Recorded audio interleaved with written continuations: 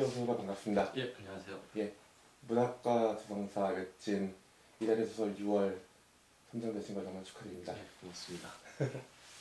그 전에 쓰셨던 장편이 숨김없이 남김없이라는 예. 장편이었고 그 제목과 관련해서 소설에 대해서 한 말씀 해주시겠습니까? 일단은 그 숨김없이 남김없이를 쓰고 나서 그 이후부터 잠깐 소설에 대한 좀 생각이 조금 바뀌었는데 뭐 독자들이 보기에 별 차이는 없을 것 같긴 하지만 그러니까 어떤 하나의 소설을 쓰면 예. 그게 완벽하게 완성된 소설이 될 수 있을까 항상 뭔가 부족한 게 있고 거기 구멍들이 있는데 그래서 다음 소설을 쓸 때 어떤 그 소설의 제목일 수도 있고 예. 이번처럼 혹은 어떤 부분들을 또 그대로 좀 확장시킨 거나 비틀거나 그걸 더 열심히 해야 되겠다는 생각이 들었고 그래서 사실 처음에는 머리라는 소설과 허리라는 소설을 발표를 했어요 제가 단편으로. 그래서 예. 이 연작은 아니지만 그 제목이 좀 마음에 들어서 이걸 한번 또 그냥 약간의 유머도 줄 겸 스스로 또 어떤 부족한 부분들을 이 소설에 뭔가 채울 수 있지 않을까 하는 생각에 약간 유머와 나름대로 작가의 어떤 고창하게 말하면 자의식 예. 그런 측면에서 제목을 이렇게 좀 장난스럽게 지긴 했죠. 예. 어떤 어렵다라는 것 혹은 읽기 힘들다라는 게 김태형 작가의 소설을 읽는 보통의 독자들이 많이 던지는 어떤 그런 것 같아요. 근데 사실은 저 남편은 또 그렇지 않다라고 생각하거든요.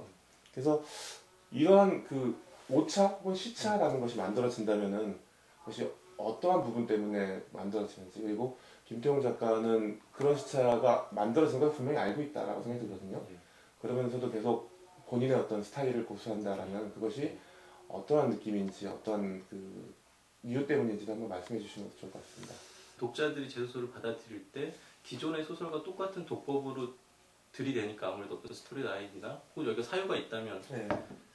그 사유의 의미가 무엇일까? 우리가 사고하고 생각하는 것, 그것들이 뭐 소설에 쓸 수도 있는데 뭐 사상이나 근데 그걸 자꾸 어떤 의미화 시켜가지고 현실에 의미화 시킬 때는 이 소설이 많이 조각조각 나고 오히려 더 악의가 맞지 않을 거라고 생각이 들어요. 그래서 어떻게 보면 그런 측면에서는 난해하다, 어렵다, 혹은 재미없다라고 될 수도 있을 것 같은데 저는 사실은 그런 측면, 어떤 사유의 측면도 있지만 그 사유라는 게 어떤 명확하게 어떤 현실의 사유를 해서 그걸 가지고 뭐를 의미화시키고 그거를 다른 교환을 한다든가 그런 측면보다는 문학 자체의 어떤 유의, 문학적인 사유, 소설적인 사유는 무엇일까라고 고민을 많이 하는데 그게 어떤 의미화되기 이전일 수도 있고 그래서 사실은 말장난도 사실 많이 하는데 그 말장난에 어떤 것이 떠오르면 그 말장난을 계속 해야 되겠다. 그게 하나에 뭉치면 이상한 괴물 같은 사유, 사건이 될 수도 있다는 생각에서 그런 작업을 계속 하는데 모르겠어요. 그 독자들한테 어떤 식으로 설명을 해야 될지 그래서 독자들한테 더 다가가기 위해서 뭐 스토리를 탄탄하게 한다든가 그런 방법도 있겠지만 저는 사실은 계속 또 이런 스타일을 제 스스로 재밌기 때문에 이게 장난치는 게 재밌기 때문에 그리고 문학을 할 수 있는 여러 가지가 있는데 저는 어떤 한 측면에 계속 고수하는 게 저한테도 좋고 저한테 어떤 독자라는 게 있다면 그분들한테도 같이 즐길 수 있는 것 아닌가 생각이 듭니다. 김태형 작가의 소설에 대해서 더 특별한 애정을 갖고 있는 분들에게 그 김태형 작가의 어떤 그 계보를 한번 알려주는 것도 좀 의미가 있다는 생각이 들거든요. 김태형 작가가 문학을 하게 되면서 읽었던, 그러니까 문학이라는 걸 소설을 쓰게 되면서 어떤 읽었던 작품들, 그리고 나의 어떤 계보도, 정신적 계보도에 속하는 작가들이 있다면 어떤 작가인지 대략적인 어떤 그 라인을 알려주시면은 꽤 흥미로운 독해 혹은 또 흥미있게 더 소설을 읽어나가는데 도움이 되리라고 생각이 됩니다. 제가 되게 이상한 소설만 좋아할 것 같고 막 관념적인 소설들만 되게 추구할 것 같지만 사실 그렇진 않거든요. 그렇죠.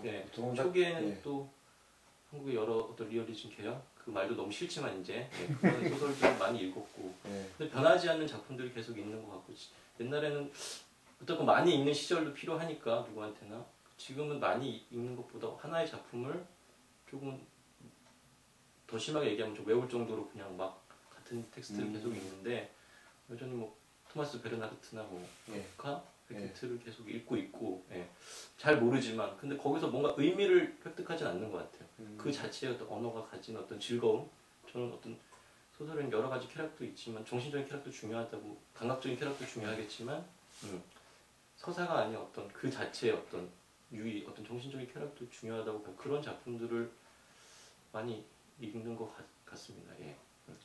이 머리 없이 허리 없이를 읽으면서 느꼈던 것 중에 하나는 이 작중 화자가 사실은 점점 읽으면서 드는 생각이 이 작가 김태용이 아닐까라는 느낌이 들었어요. 왜냐면 중간중간 그러니까 이야기를 이어서 전달하는 것이 힘이 비친다. 뭐 그 표현이 생각을 앞서 나가고 있다라고 하면서 사실은 어쩌면은 이 화자 이야기일 수도 있지만 이 소설 안에서 되게 적절한 순간에 이 소설을 계속 읽어나가는 혹은 소설을 전달하고 하는 작가의 마음을 대변하는 것은 아닌가라고 생각이 들었어요.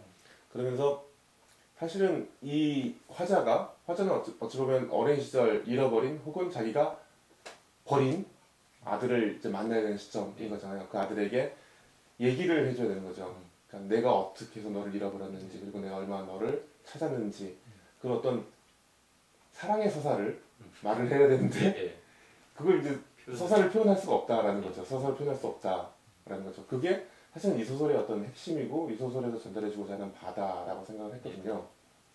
근데 그렇게 읽는, 그러니까 이 화자를 김태용으로 읽는 독법이 적절한지 그리고 물론 이것은 작가가 100%다 말할 수 있는 건 아니지만 그래도 작가한테 한번 질문을 해보고 싶었습니다. 소설 쓰는 자의식, 그러니까 쓰는 자, 내가 지금 기록하는 자와 그 내가 만들려고 하는 그 인물의 어떤 그 소설 허구적인 리얼리티 안에 살아있는 인물 그 경계를 사실 거리를 둬야 되잖아요. 보통의 소설들은 그 작가 뒤로 빠져가지고 그걸 이제 자유롭게 뛰어놀게 해야 되는데 저는 어느 순간부터 그게 재미가 없고 사실은 그래서 그 고민을 버릴 수가 없는 것 같은데 글 쓰고 있는 자신 그러면서도 두 가지를 다 끌고 가려는 좀 욕심을 부리는 것 같은데 소설 쓰는 자의식에 대한 얘기 그리고 소설 안에 어떤 이야기라는 것 이야기라는 그 말을 쓰기 위해서 제가 소설을 쓰고 있는 건 아닌가 그 이야기라는 단어를 쓰기 위해서 어떤 소설에는 이야기가 또 어떻게 어떤 말로 표현될지 모르겠지만 그래서 그거는 버릴 수가 없을 것 같고 그래서 저는 오로지 읽는 자가 아니라 이제 어느 순간부터 읽고 쓰는 사람이기 때문에 저한테 좋은 소설 혹은 나랑 비슷한 환경에 있는 친구들이 있다면 정말 좋은 소설은 읽고 나서 소설에 대한 질문을 하고 스스로 어떤 답을 줄 수도 있고 안 줄 수도 있고 문제 제기를 던질 수 있는 소설이 좋은 거라고 생각을 하는데 제가 아직 내공이 부족할 수도 있을 것 같아요. 그러니까 명확하게 어떤 하나의 소설이란 트릭을 주고 그걸 다 읽어놨지만 사실은 이거는 소설에 대한 큰 질문을 던지고 있다는 걸 주고 싶은데 거기까지 가기에는 거리를 둘 수는 없을 것 같고 지금은 그 싸움을 하고 있는 것 같아요. 소설 안에 만들어진 허구의 리얼리티와 오로지 나의 현실을 쓰는 것, 쓰고 있는 것 지금 한 문장을 쓰고 다음 문장을 뭘 쓸까 고민하는 그 충돌을 계속 스스로 부딪히게 하고 그 부딪혔을 때 나타나는 것이 전체 이야기 안에서 또 살아날 수 있게 하는 작업 그거를 계속 하고 있는 것 같아요. 내가 소설을 지겨워하면서도 사랑하는데 그 말을 하기까지 이 긴 시간, 그러니까 어떤 역사적인 것도 끌어올 수도 있고 현실의 역사를 비틀어서 끌어올 수도 있는데 그 말을 쉽게 하지 않기 위해서 너무나 많은 말들을 돌아가고 애둘러 가는데 그게 저한테는 소설 쓰기가 아닌가. 그 사랑이란 말을 쉽게 하지 않기 위해서 정말 하고 싶은데 너무나 그렇죠. 어느 순간에 아들을 껴안을 수도 있고 사랑한다는 말을 하고 싶은데도 어떤 존재가 있으면 그 말을 하지 않기 그 말 하기가 너무 힘들고 그 말 하고 싶은데 못하고 그러니까 애들로 계속 빙빙 도는 것 같아요.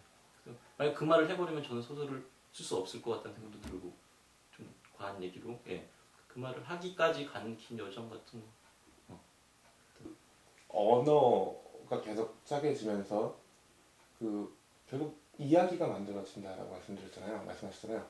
그러면 그 이야기를 움직이는 화자들의 행동들은 마침내 어디로 가게 될까요? 사랑으로. 사랑으로. 글쎄요.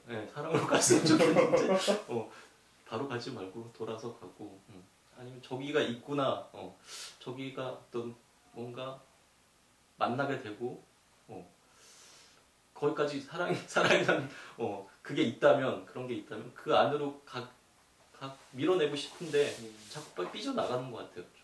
인물들도 좀 모나 있고 왜냐면 자기가 모나 있다라는 거 뾰족뾰족하니까 둥글둥글해야 이렇게 포옹도 할 수 있을 텐데 너무 뾰족하니까 그거를 갈고 있는 작업이지 않을까. 저는 근데 분명히 그 지점은 생각을 하고 있어요.